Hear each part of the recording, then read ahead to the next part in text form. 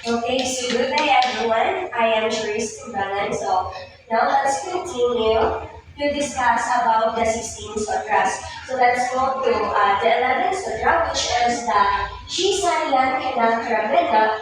It means the remainders by the last digit. So what is the use of this sutra? So this sutra is used to express fraction numbers into decimal numbers after required decimal places under the condition that numerator should be less than the denominator. So, in getting this sutra or in holding this sutra, of course we have a steps to be followed. Um, Step one is we need to check that the numerator should be less than the denominator. If so, the multiply numerator by 10 and then divide by denominator. If remainder value is not equal 1, then again multiply remainder by 10 by the value by denominator, and the process should repeat until remainder is equal to 1. So the step 2 should be multiply the entire remainder and the denominator respectively from step 1. And then step 3, taking the last digits of the output from step 2 and return the output from top to bottom up to required decimal places. So let's have an example for this sutra.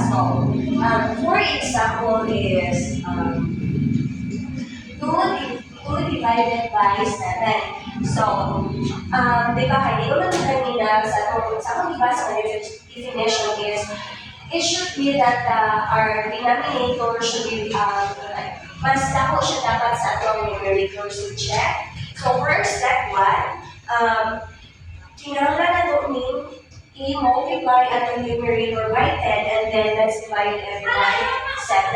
Then we need to continue to solve it until equal 1 to our numerator. So for example, step 1. So we have 2 times 10 divided by 7 equals 2. So in getting, di ba kayo, panunin yung remainder na sutra. So in getting further result, we need to, like 2 times 10, 2 times 10 equals to 20. And then 20 divided by 7 equals to 2 point something. So, the whole number, kini siya ang dato is, need na to siya i-multiply sa ato ang denominator, which is the 7. So, for, I multiply. So 7 times 2 equals to 14. So we have 14 and then, di ba kaya naman kahit 20 dito. Okay, para magkuha natin yung answer ni is, we need to minus kung unsa ang result ay multiply yung isa.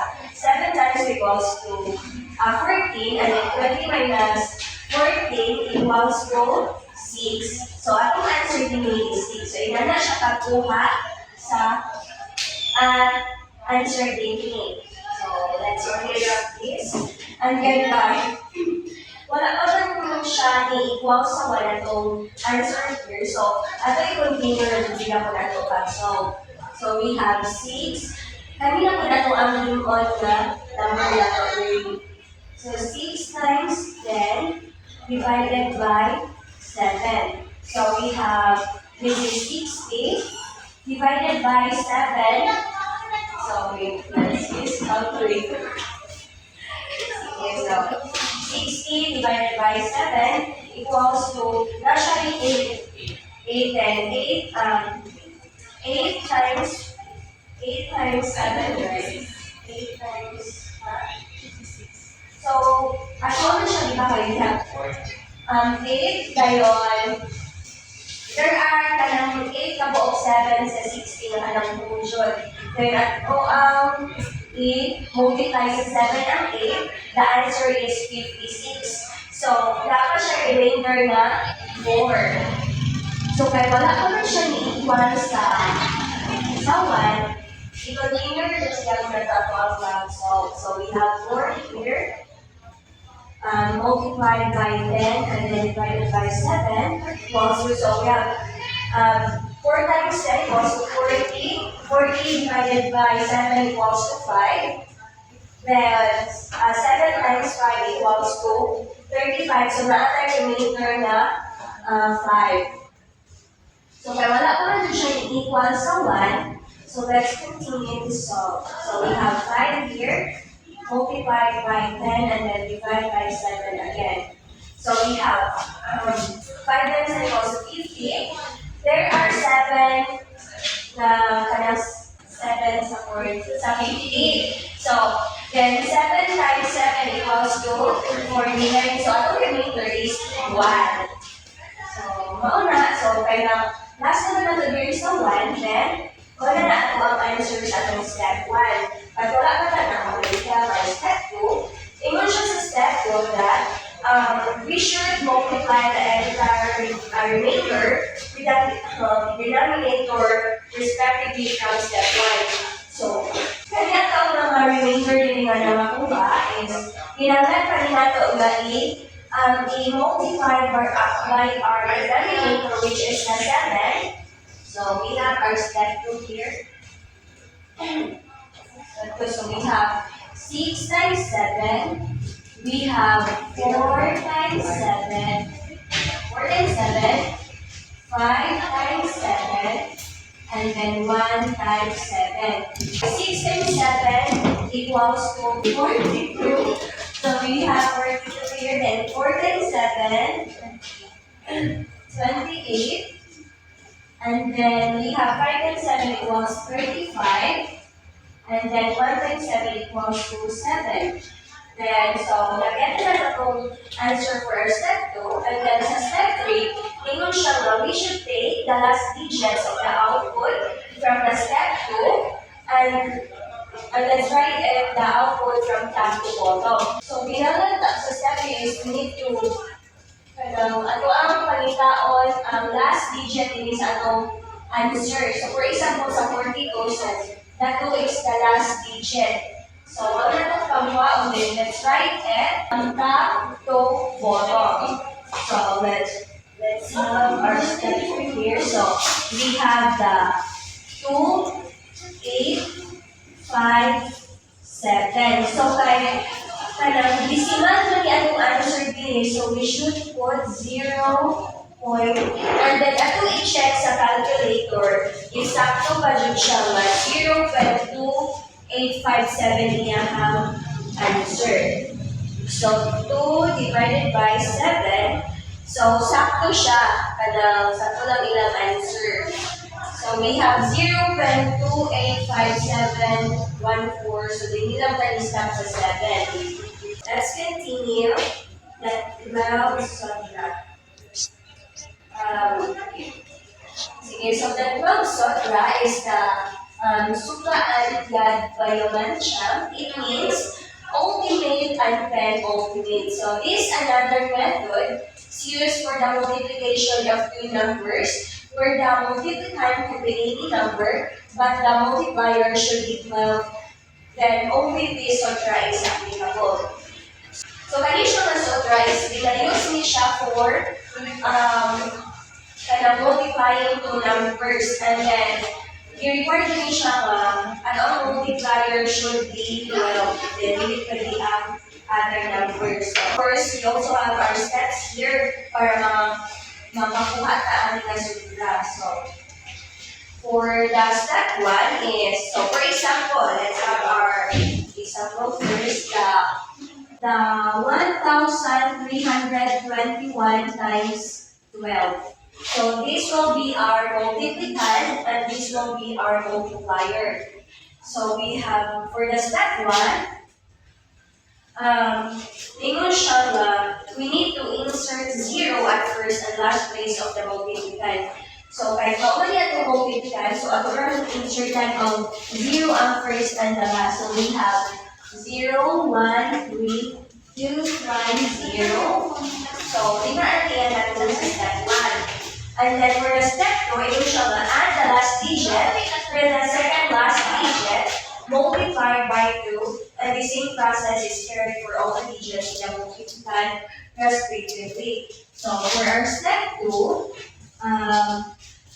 Ingon siya, mahalin ato ang last na digit ni which is na 0, is ato na siyang i-add sa ato ang second to the last number, which is the 1, and then multiplied by 2 ang second na last number. Ngayon, mauna na siya ang one answer. So we have 0 plus 1 times 2 equals to 2. So, di ba, kaya hindi start. So, padulong na taan from here to here. So, we have 1, ang next na 0, and then we have 2, ang next na 1. So, same lang po siya. Hindi ikan padulong rin. So, we have 2 times 2 equals to 5. So, we have 1 plus 2 times 2 equals to 5. And then we have 2 plus... Dili na, 3? Ha? Asa na 3? 2 times 3? 1 times 2 man na. Hindi. Oh. Kung ano siya, di ba? Hindi siya. Pasimula naman siya. Pasimula na siya. 1 na, di ba? Hindi siya, pinala siya i-multiply by 4 and italan sila. Okay. So we have here, di ba, kailangan tayo 2, lalagyan tayo 2. So 3 na ta. 3 times 2 equals to, so 8. We have 8. And then we have 3 here. So we have 1 times 2 equals to 5. So we have 3 plus 1 times 2 equals to 2, then plus 3, so 5. And then we have 1 plus 0 times 2. So obviously, the answer is only 1. So for the step 3, the resultant value are written from bottom to top. So, kanina di ba kayo, mga 1 numbers naman sila ang answer din.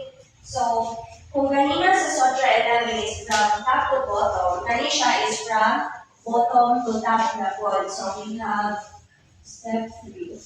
So we have 1, 5, 8, 5, 2. Let's check it in our calculator. Ang answer pa dun sa 1,321 times 12 is 15,852. 1,321 times 12. So, sakto siya na answer sa 1,321 times 12 is 15,852. So, ato na siya i-compute sa calculator. So, another example for this Sotra is, so let's have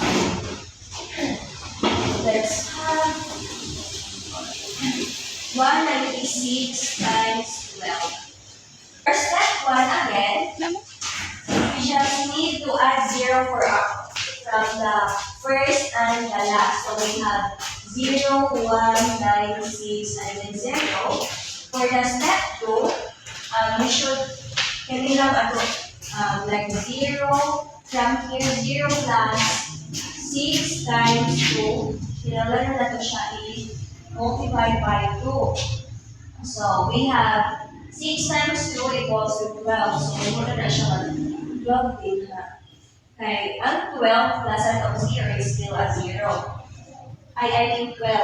So another, we have 6. So just like that one, kung humana na din sa 0, that's not a digit nila, paana lang ka.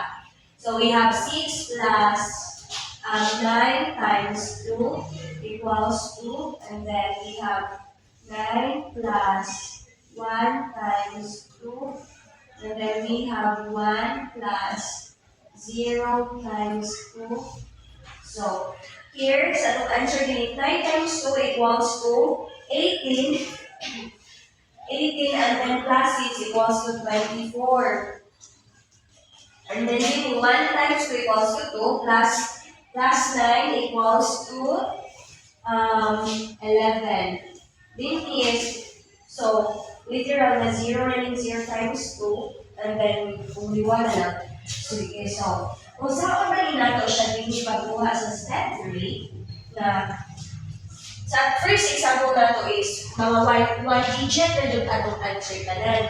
But then, this sa itong second example is Kaning tulong ako na answer is kanang two numbers na siya, like the 2, 24, and the 11.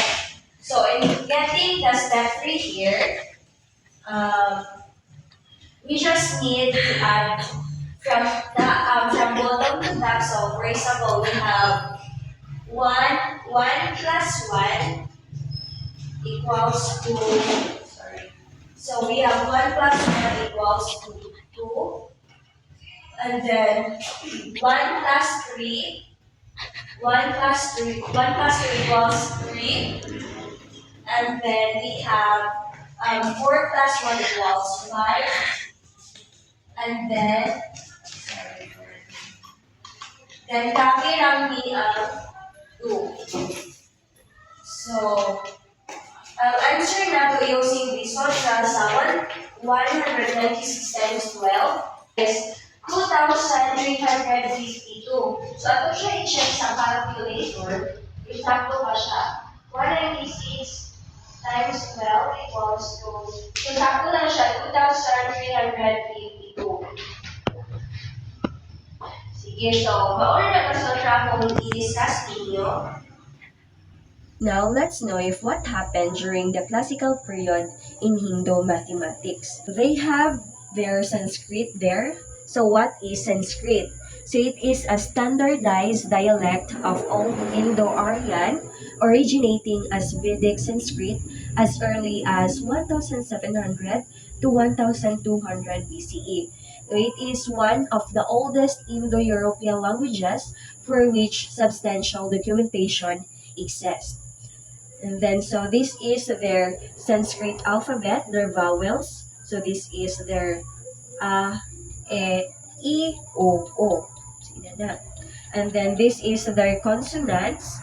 And then this is their numbers from 0 to 9.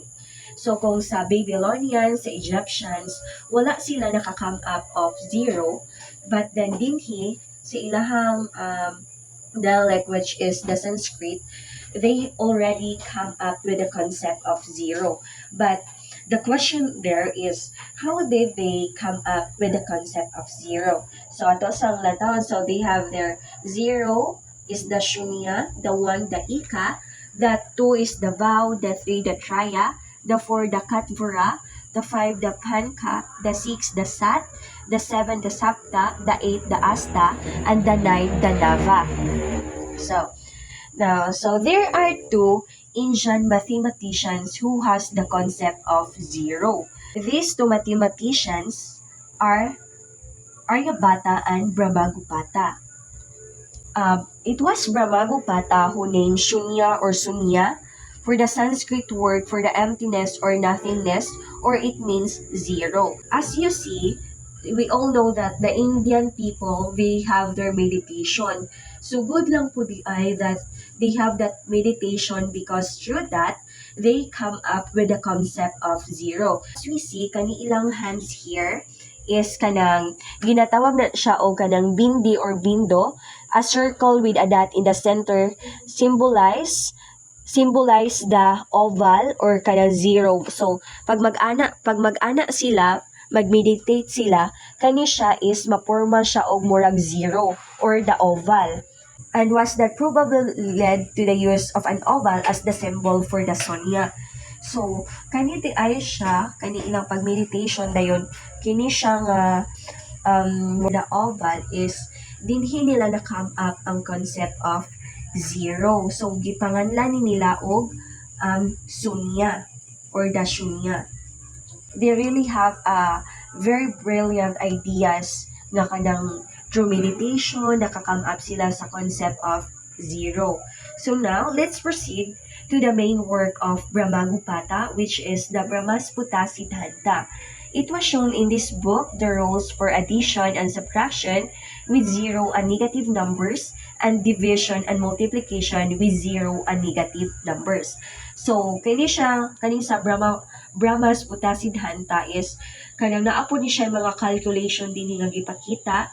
Another way po din ni Brahmagupata in solving in addition, subtraction, division, and multiplication. So, here, for the addition and subtraction with 0 and negative numbers.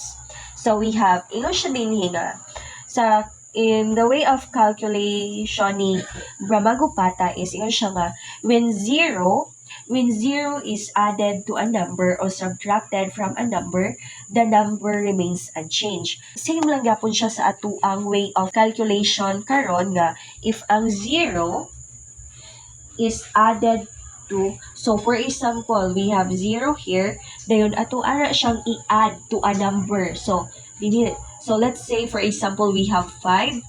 So kay ang 0 man atong i-add sa number, then niingon siya nga mo remains unchanged kuno ni. So sakto pod. So same sa atong calculation karon nga the 5 plus 0 is equals to 5. So dili jud ni mausog ni ato ang number here. Or niingon po siya din or subtracted from a number. So, let's say for example, 5 minus 0. If ang 5 minusan og 0, of course, dili jud siya makuhaan. It remains unchanged. So, 5 ra jud sigyapon iyang answer. Another, here, it says that a debt minus 0 is a debt. So, let's say for example, negative 10 minus 0. So, then, if ato ang debt minusan og 0, then still kanina jud sigapon siya ang answer. So that ra jud sigapon siya ang answer or utang ra jud sigapon ang answer. So we have the answer, the negative 10. And then a fraction minus 0 is a fraction. Ang 500 ang fraction minusan siya og 0, then fraction ra jud sigapon ang answer niya. So it's still 500. And then 0 minus 0 is a 0. If ang 0 atong minusan og 0, then it will equal to 0 ra jud sigyapon. A debt subtracted from 0 is a fortune. So ngano kaha ni here, unsa ka iya gibit ani nga a debt subtracted from 0 is a fortune. So kayo mo siya nga from 0, so atong pinakauna is 0. And then let's minus it. Then ingon siya nga a debt. So it refers to a negative numbers. So we should use the open and close parentheses, and then let's put it here our debt. So let's say for example we have a debt of 100.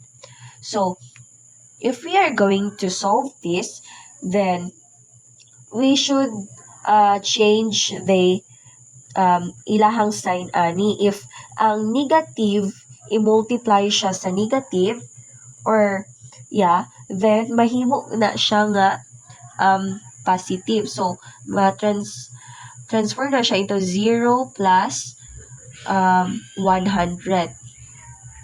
So mauna siya nga nahimo nga fortune. Nahimo siya nga fortune nga imbis nga di ba kay ang negative ato man to siya gi-minus sa 0. So, ang answer dapat is negative. But then, in way of calculation, bisag karon or og sa Brahmagupata, so, maunjud ni siya ang answer. Ang answer is a fortune. Then, here, a fortune subtracted from 0 is a debt. So, ano pud kaha ni dinhi nga if ang fortune daw subtracted from 0 is a debt. So, let's say for example, the 0 minus let's say for example 200. So same lang po sa atong calculation karon nga if we are going to answer this, then iyang answer ana is debt jud or negative number. So mahimo rin siga po na siya nga negative 200. So now for the division and multiplication with 0 and negative numbers. So let's use another paper. So, we have here the product of 0 and a debt or portion is 0. Then, the product of 0 and 0 is 0. Basta. So, same lang dyan siya po sa to ang way of calculation karon nga. If any numbers nga ato ang ma-multiply sa 0, then equal to 0 rin siya po na siya. So, for example, we have the 0 times 15 equals to 0. Region siya po na siya. Or even 0 times negative 15 ba na siya, or any numbers that will be multiplied by 0 will result to 0. Then here, the product or quotient of two portions is one portion. So, iyon siya din hinga. If ang two portions will be multiplied or divide, so iyang answer ana will be equal to one portion. So yeah, the same lang jud sigapon sa itong way of getting the answer. So for example, we have the 100 times 10. So, this is the two separate numbers. So, ang answer ana niya is mahimo jud na usa. So, for example, we have the 100 times 10 is equals to 1,000. And then here, the product or quotient of two debts is one portion. So, let's say, for example, this is negative 100 times negative 10. So, this will equal to one portion or still the 1,000. So, next, the product or quotient of a debt and a portion is a debt. So, product of a quotient of a debt and a portion is a. So, in multiplying or dividing, if dili sila same og sign, then it will result to a debt or a negative number. So, for example, we have the 50 times negative 10. So, the answer for this will be, so let's check it for in our calculator. We have 50 times negative 10. So, we have, so atong answer is nahimo siya nga debt or kanang negative numbers. Now, let's proceed to the another numeral system of Indian people or in the Hindu mathematics. So they have their Brahmi numerals from the 3rd century BCE. So it is a direct graphic ancestor of the modern Hindu-Arabic numeral system. So dinhi sa ila Brahmi numerals, wala pa sila zero. So space pa ila zero, then we have their 1, 2, 3, 4, 5, 6, 7, 8, and 9. And then, mo ni siya ang evolution of Brahmi numerals from the time of Asoka to the Vakataka. So, as we see, lahi lang gud kay ilahang numbers sa una kaysa sa ato karon. But, siguro, through ani nga mga discoveries nila, through in inventing different numbers, maong nakakam up ta sa ato ang kanang numerals or ato ang numbers karon. So, kani siya is, I think, this is their coin nila sa una. So, they have their, if atong ilok, this one, mura siya og their 3. If ato balikan dinhi, inani to siya og forma, their 3.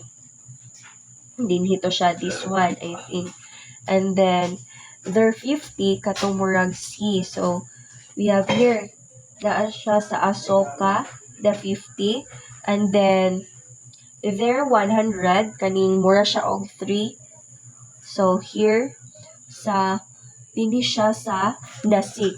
But, it is, ang Nasik is part of the evolution of Brahmi numerals man sigyapon. So, mauna na, they have their, if ato ni siyang i-add tanan, so, makam up na to ang 153. Then now, kaning ilahang pag-write sa una og numbers. So, ilan ni gisulat ang numbers sa kanang sa bato or sa rock. So, they have their 256. So, kaning murag letter H, so atong balikan here, is their 200. As we see na here, the 200. And then, their 50, katong C, ganina nga itong ipakita. And then, their 6, kani siya, their 6, kani.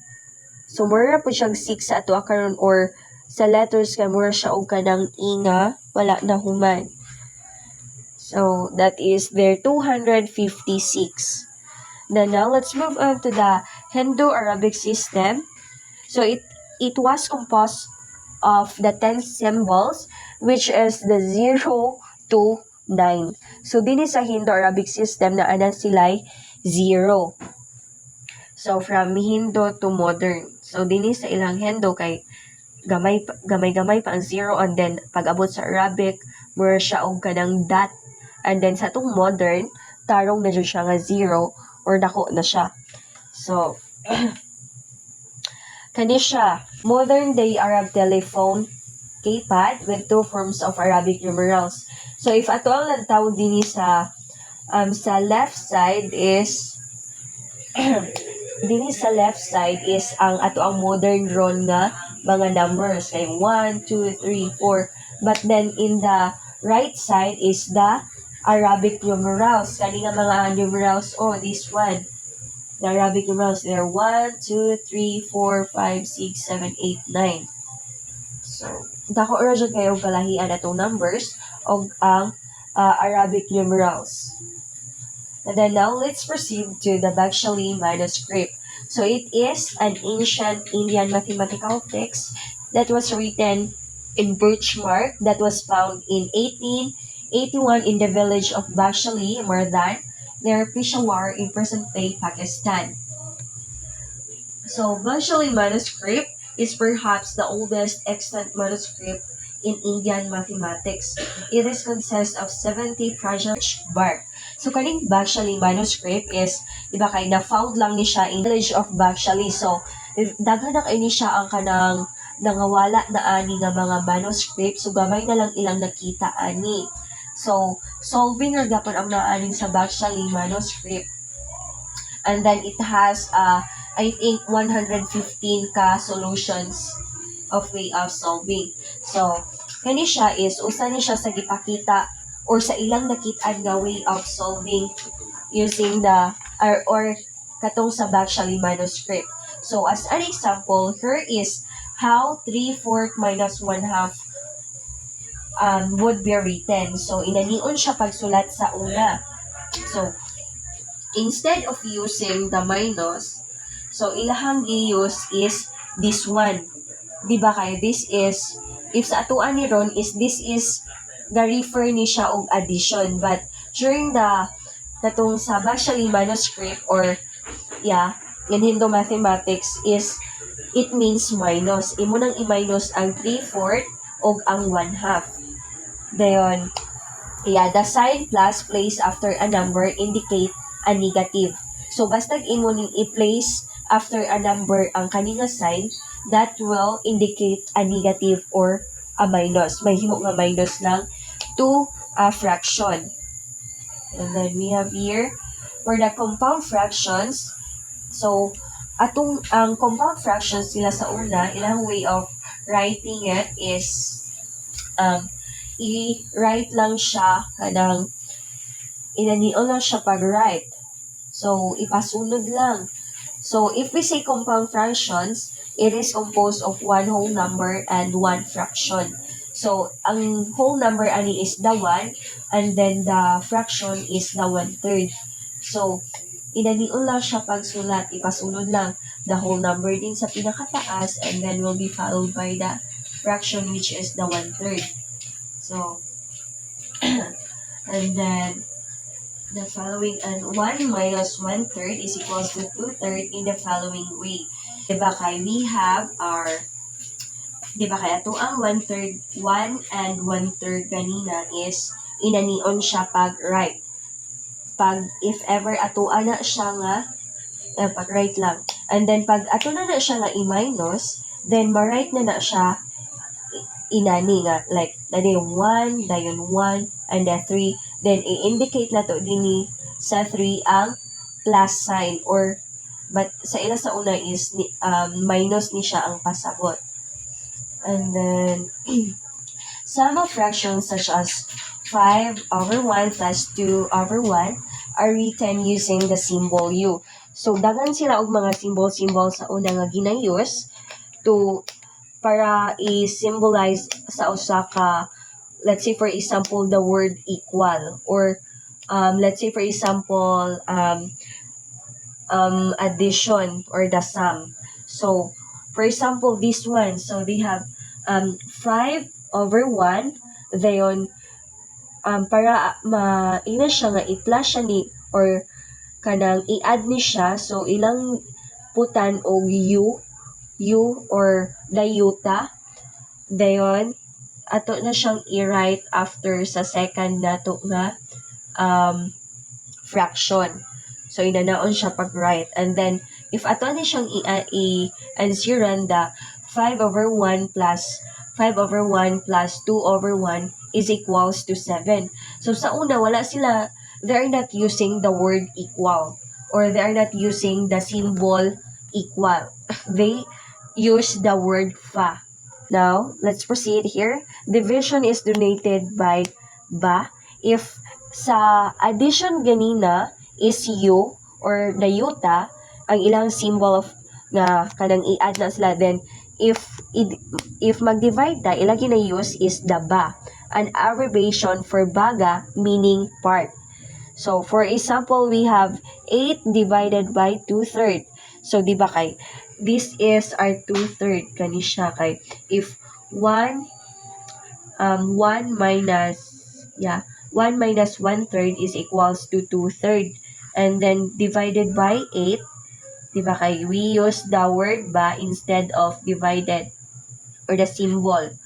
So, and then if we are going to answer it, the answer is 12. And then we use the fa again. So, this means 8 divided by 2/3 equals to 12. We are so impressed sa mga discoveries, sa mga pag-invent, sa mga Indian mathematicians during the Hindu mathematics. Let's continue to appreciate their works and then let's continue to improve mathematics. Thank you.